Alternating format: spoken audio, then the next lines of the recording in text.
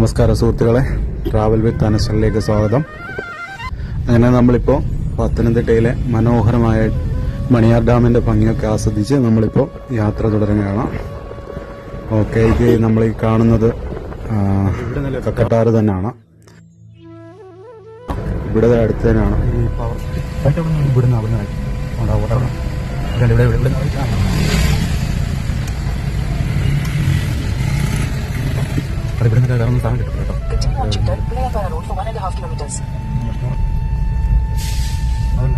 രണ്ടാമത്തെ പേര് അങ്ങോട്ട് കുറച്ചിട്ട്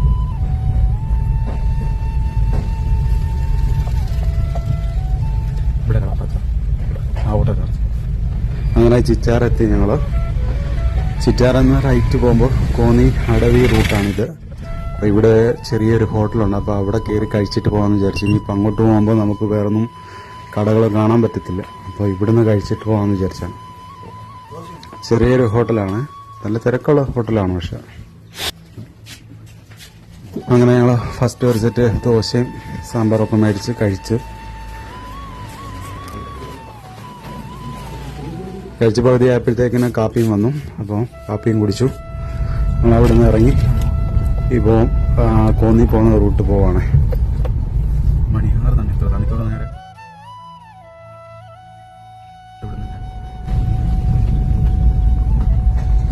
എൻ്റെ ആദ്യത്തെ യാത്ര ഇതുവഴിയായിരുന്നു.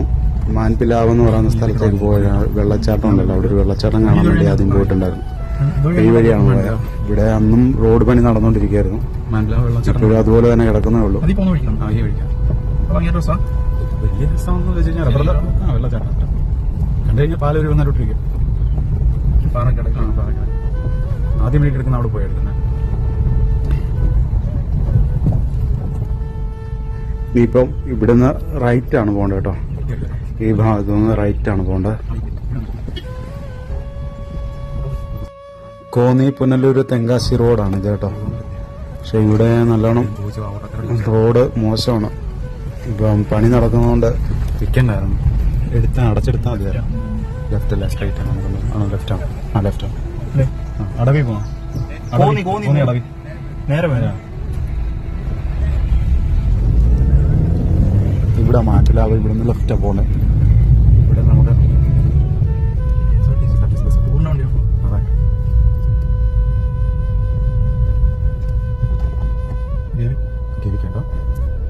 ഗവിയിലേക്കുള്ള ടൂറിസ്റ്റ് ബസ്സാണ് കേട്ടോ. ഇനിയിപ്പോൾ അവസരം കിട്ടുമ്പോൾ അവിടെ പോകണം.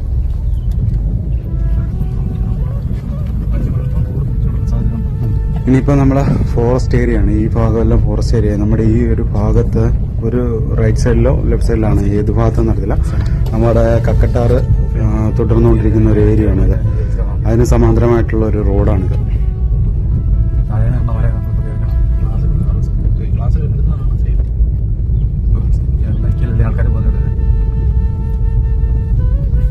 ഈ ഭാഗത്തൂടെ പോകുമ്പോൾ നമുക്ക് നല്ല തണൽ തോന്നും കേട്ടോ. വെയിലുണ്ടെങ്കിലും നല്ല തണലാണ്. നല്ല തണുപ്പുള്ള ഏരിയയാണ് ഈ ഭാഗമൊക്കെ കേട്ടോ. കാടിന്റെ ഭംഗി ആസ്വദിച്ച് നമുക്കിങ്ങനെ പോകാൻ പറ്റും. ഈ റൈറ്റ് ലെഫ്റ്റ് സൈഡിൽ നിൽക്കുന്ന ഇതെല്ലാം കൂവ ചെടികളാണ് കേട്ടോ. കൂവ ഇതിന്റെ ഇലയൊക്കെ ഔഷധമാണ്.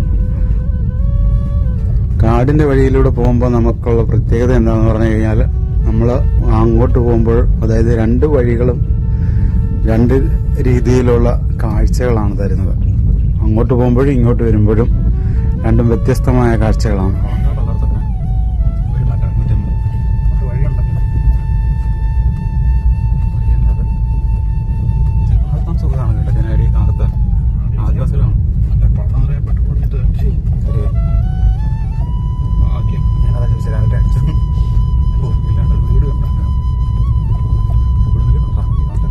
ഈ ഭാഗത്തെല്ലാം ആൾതാമസമുണ്ട് കേട്ടോ. കൃഷികളും കാര്യങ്ങളൊക്കെ ഉണ്ട്.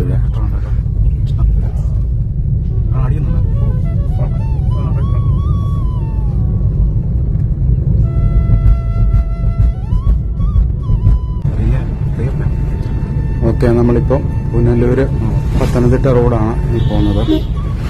തണ്ണിത്തോട് എത്തിയിട്ടുണ്ട് നമ്മളിപ്പം. ഇനിയിപ്പോൾ അടുത്താണ്, ഇവിടുന്ന് അധികം ദൂരമില്ല.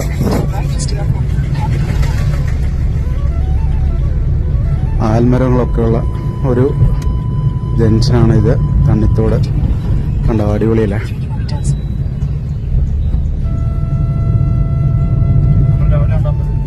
ഇങ്ങനെ തണ്ണിത്തോട് ഫോറസ്റ്റ് ഏരിയയിലൂടെ നമ്മളിപ്പോൾ ഇങ്ങനെ യാത്ര ചെയ്യുകയാണ്. രണ്ട് സൈഡിലും മരങ്ങളും, ലെഫ്റ്റ് സൈഡിൽ പുഴ ഒഴുകുന്നുണ്ട് കേട്ടോ. കക്കട്ടാറ് അടിപൊളി രസമാണ് ഇവിടെ കാണാൻ. ഇവിടെ നിന്ന് ഇറങ്ങി ചെന്ന് കഴിഞ്ഞാൽ നമുക്ക് നല്ല കാഴ്ചകളൊക്കെ കിട്ടും. അവിടെ നിന്ന് ഫോട്ടോ ഒക്കെ എടുക്കാം. അധികം സുന്ദരമായ പ്ലേസ് ആണ്. കണ്ടോ, നിരപ്പായിട്ട് കിടക്കാണ്. ഇപ്പോൾ വെള്ളം കുറവാണ്. പുഴയുടെ അങ്ങേ ഭാഗമെല്ലാം കാടാണ് കേട്ടോ. കാട് നിറഞ്ഞ് നിൽക്കുകയാണ് കേട്ടോ.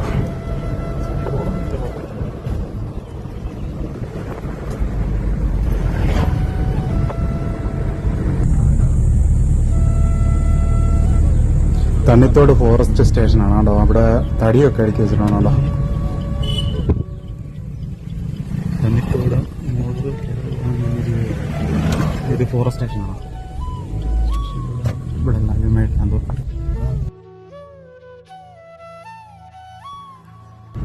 ഓക്കെ. മുണ്ടമൂഴി പാലം എത്തിയിട്ടുണ്ട് കേട്ടോ.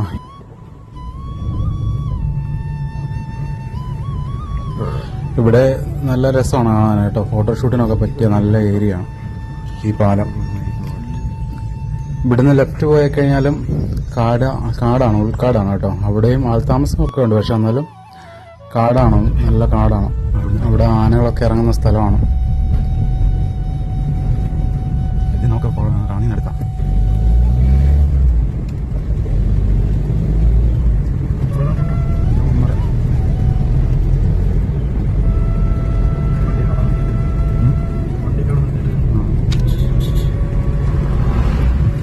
ഇപ്പൊ നമ്മൾ ഒരു വെയിറ്റിംഗ് ഷെഡ് കണ്ടില്ല, അതിന് മേലോട്ട് പോയി കഴിഞ്ഞാൽ അവിടെ വെള്ളച്ചാട്ടമുണ്ട്. പക്ഷെ അത് ചെറിയ വെള്ളച്ചാട്ടം, വെള്ളം ഉണ്ടോ അറിയത്തില്ല.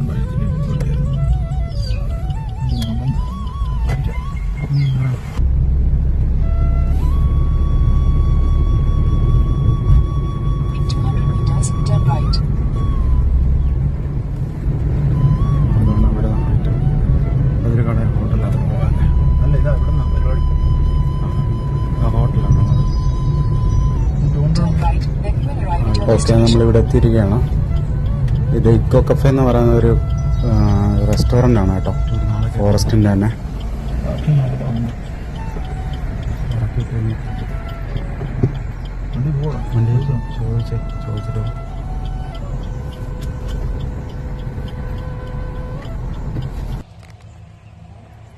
ഇവിടെ വന്ന് ഭക്ഷണം കഴിക്കുന്നവർക്ക് അവരുടെ കുട്ടികളുണ്ടെങ്കിൽ അവർക്ക് ഇവിടെ നിന്ന് ഊഞ്ഞാലൊക്കെ ആടാൻ വേണ്ടിയുള്ള സെറ്റപ്പൊക്കെ സെറ്റ് ചെയ്തിട്ടുണ്ട് കേട്ടോ. ഇവിടെ ഇടയ്ക്ക് നമ്മൾ ഫേസ്ബുക്കിലും ഇൻസ്റ്റാഗ്രാമിലും ചെറിയ വീഡിയോസൊക്കെ വന്ന് വൈറലായില്ലായിരുന്നോ? അതായത് ആന ഇറങ്ങിപ്പോകുന്ന ഒരു വീഡിയോ, അത് ഈ കടയുടെ അടുത്തൂടാണ് കേട്ടോ. ഈ വഴിയാണ് ആനകൾ പോയത് കേട്ടോ. നമ്മളിപ്പോൾ അങ്ങോട്ടാണ് പോകുന്നത്. അവിടെ കക്കട്ടാറിൻ്റെ വെള്ളം ഒഴുകുന്ന സ്ഥലമാണ്. അപ്പോൾ അത് അവിടെ ചെന്നിട്ട് നമുക്ക് അവിടുത്തെ കാഴ്ചകളൊക്കെ കാണാം. ഹലോ, എന്താ? ഈ ഇക്കോ കഫേ നടത്തുന്നത് ലേഡീസാണ് കേട്ടോ. ഇവിടെ ഊണൊക്കെ ഉണ്ട്. നമുക്ക് പറഞ്ഞിട്ട് പോയി കഴിഞ്ഞ് കഴിഞ്ഞാൽ പിന്നെ അവരത് എടുത്ത് മാറ്റി വെച്ചേക്കും. അപ്പോൾ നമുക്ക് വന്ന് തിരിച്ചു വരുമ്പോൾ കഴിക്കാം. എവിടെയെങ്കിലും പോയിട്ട് വരുമ്പോൾ നമ്മളിപ്പോൾ അടവിയിൽ കൊട്ടവഞ്ചി കാണാൻ പോകുന്നുണ്ട്.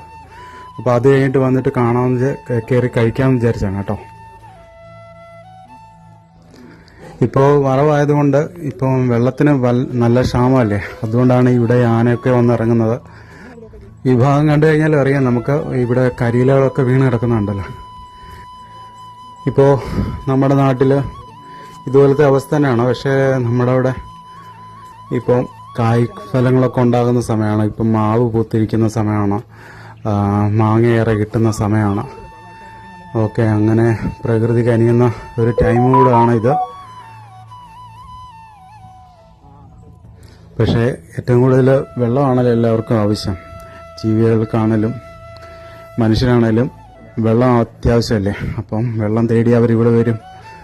നമ്മളും അതുപോലെ തന്നെ അല്ലേ. വെള്ളമില്ലാതെ നമുക്കൊരു ദിവസം കടന്നു പോകാൻ പറ്റത്തില്ലല്ലോ. അതീവ സുന്ദരമായ സ്ഥലം കേട്ടോ, കാടിനടുത്ത് ഇതുപോലെ അടിപൊളി സ്ഥലം. നമുക്ക് ഇവിടെ നിന്ന് കഴിഞ്ഞാൽ ആ പാലമൊക്കെ കാണാം. നല്ല രസമുണ്ട് ഇവിടെ കാണാൻ. ഇവിടെ നിന്ന് നമുക്ക് ഫോട്ടോസൊക്കെ എടുക്കാം. ഞങ്ങൾ കുറച്ചു നേരം ഫോട്ടോസൊക്കെ എടുത്തു. പിന്നെ ഇപ്പോൾ വെള്ളമില്ലാത്തതുകൊണ്ടാണ് നമുക്കിപ്പോൾ ഇറങ്ങിച്ചെന്ന് ഇങ്ങനെ നിന്ന് ഫോട്ടോ ഒക്കെ എടുക്കാൻ പറ്റുന്നത്. കാടിന്റെ ഭംഗി ആസ്വദിക്കാൻ നമ്മൾ കാട്ടിനുള്ളിലേക്ക് പോകണം എന്നുള്ളത് ഒരു സത്യമായ കാര്യമാണ്. എന്നാലും ഇവിടെ വന്നാലും നമുക്ക് കാടിന്റെ ഒരു ഫീൽ അനുഭവപ്പെടും. രാത്രി കാലങ്ങളിലൊന്നും നമുക്കിവിടെ വന്ന് നിൽക്കാനോ ഒന്നും പറ്റത്തില്ല. രാത്രിയിൽ ഇറങ്ങിയൊരു രാത്രി കാലങ്ങളിൽ എങ്ങനെയാണ് കാട് എന്നുള്ളതൊന്നും ഇതുവരെ കണ്ടിട്ടില്ല. ഇനിയിപ്പോൾ ഒരു ദിവസം അങ്ങനെ ഒരു ട്രാവലൂടെ നടത്തണം. നമ്മൾ കാണാത്ത ജീവികളെയെല്ലാം നമുക്ക് രാത്രിയിൽ കാണാൻ പറ്റും. പകലാകുമ്പോൾ അധികം ജീവികളൊന്നും പുറത്തേക്ക് ഇറങ്ങത്തില്ല. നല്ല തെളിഞ്ഞ വെള്ളമാണ് കേട്ടോ.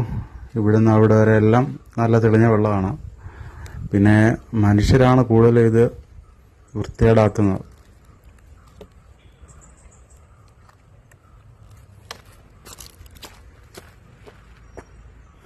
ഇതേണ്ട ഈ പടർന്ന് കിടക്കുന്ന വള്ളിയിൽ വെള്ളമുണ്ടെന്നാണ് പറയുന്നത്. അപ്പോൾ ഈ വള്ളിയുടെ പേരറിയാവുന്നവരൊന്ന് കമൻറ്റ് ചെയ്യണേ. അപ്പോൾ അത് വെട്ടി എടുത്തു കഴിഞ്ഞാൽ അതിനകത്തുനിന്ന് വെള്ളം കുടിക്കാൻ പറ്റും.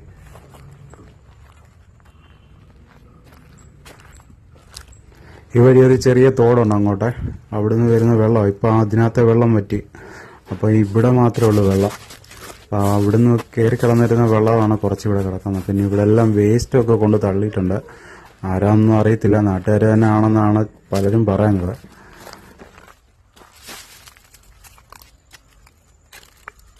കണ്ടോ ഈ മരത്തിന്റെ വേരുകളുണ്ടോ? ഇതിലെ മത്സ്യങ്ങള്, ഞണ്ട്, അങ്ങനെയുള്ള ചെറിയ ചെറിയ ജീവികളെല്ലാം ഇതിനകത്ത് ഒളിച്ചിരിക്കാൻ മാത്രമല്ല, പിന്നെ ഈ മുട്ടയിടാനൊക്കെ ഉപയോഗിക്കുന്ന ഈ ഒരു മരത്തിന്റെ വേരുകളൊക്കെയാണ്. വേരുകൾ നിർമ്മിക്കുന്ന ചെറിയ ഹോൾസ് ഉണ്ടല്ലോ, അതിനകത്തൊക്കെ വന്ന് കയറിയിരിക്കും മീനുകളും മറ്റും ജീവികളൊക്കെ.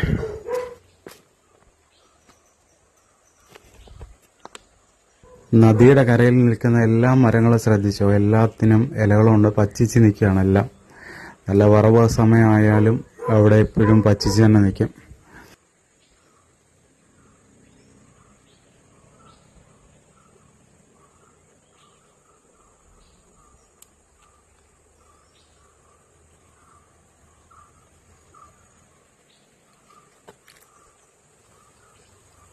പാറകളുണ്ട്, ഇടയ്ക്കിടയ്ക്ക് ചെറിയ പാറകളുണ്ട് കേട്ടോ.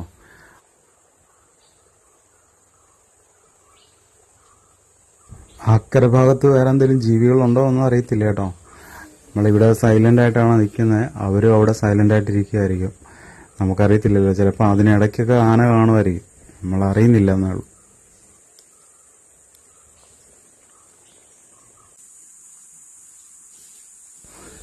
കാടിന്റെയും നദിയുടെയും നടുവിൽ നിന്ന് കുറച്ച് ഫോട്ടോസൊക്കെ ഞങ്ങൾ എടുത്തു. അതിമനോഹരമായിരുന്നു. സാധാരണ ഈ ഏരിയയിലൊക്കെ അട്ട ഉണ്ടാകണ്ട, പക്ഷെ ഇവിടെ വന്നപ്പോൾ ഒരു അട്ട പോലും കണ്ടിട്ടില്ല ഞങ്ങൾ കേട്ടോ. ഞങ്ങൾ കടിക്കുകയൊന്നും ചെയ്തിട്ടില്ല. പിന്നെ ഈ കാടിനുള്ളിൽ നിന്ന് നമുക്ക് ഒരു ശബ്ദം കേൾക്കാമായിരുന്നു, ഈ തടി മുറിക്കുന്ന പോലൊരു ശബ്ദം. എനിക്ക് തോന്നുന്നു അത് വേറെന്തോ ജീവിയുടെ ശബ്ദമാണെന്ന് തോന്നുന്നു കേട്ടോ, അല്ലാതെ മറ്റേ തടി മുറിക്കുന്നൊന്നുമല്ല കേട്ടോ.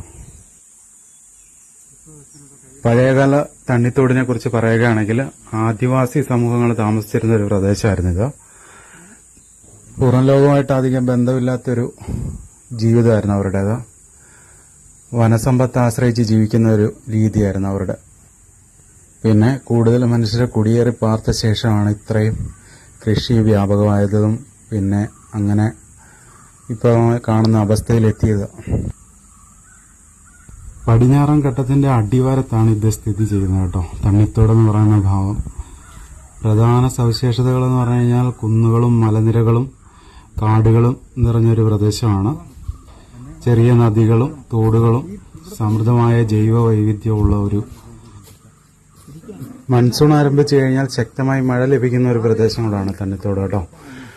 തണ്ണിത്തോട് കാലാവസ്ഥ പിന്നെ മഞ്ഞ് ഈർപ്പവും ചേർന്ന ഒരു കാലാവസ്ഥയോടുള്ള ഒരു പ്രദേശമാണ്. പിന്നെ ഇവിടുത്തെ റോഡില് നല്ല സീനിക്കാണ്. പിന്നെ അടുത്തുള്ളത് നമുക്ക് ഇപ്പം കണ്ടത് നമ്മൾ മണിയാർ ഡാം, പിന്നെ അടവി ബാംബു ഫോറസ്റ്റ് ആണ്. പിന്നെ ചിറ്റാറ് പ്രദേശങ്ങളെല്ലാം നമുക്ക് അടിപൊളി പ്ലേസാണ്, ട്രാവൽ ചെയ്യാൻ പറ്റിയ പ്ലേസാണ്, ടൂറിസ്റ്റുകൾക്ക് പറ്റിയ പ്ലേസാണ്. ഇനി കുറച്ച് കാടിൻ്റെ ശാന്തസുന്ദരമായൊരു അവസ്ഥയെക്കുറിച്ച് നമുക്ക് കേട്ടറിയാം കേട്ടോ.